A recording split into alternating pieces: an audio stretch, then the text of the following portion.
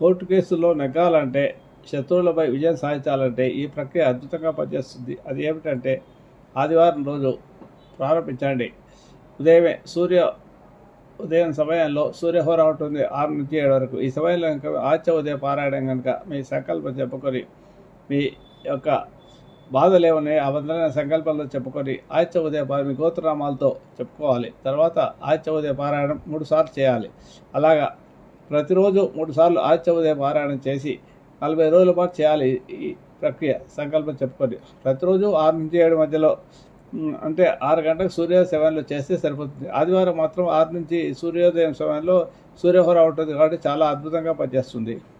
అలాగే మిగతా రోజుల్లో కూడా సూర్యహోర ఉండే సమయంలో చేయడం వీలు కాకపోవచ్చు. వీలైతే సూర్యహోర సమయంలో కూడా చేయగలిగితే మంచిది. సూర్యునికి ఎదురుగా నిలబడి ఈ ఆదిత్య ఉదయ పారాయణం చేస్తే తప్ప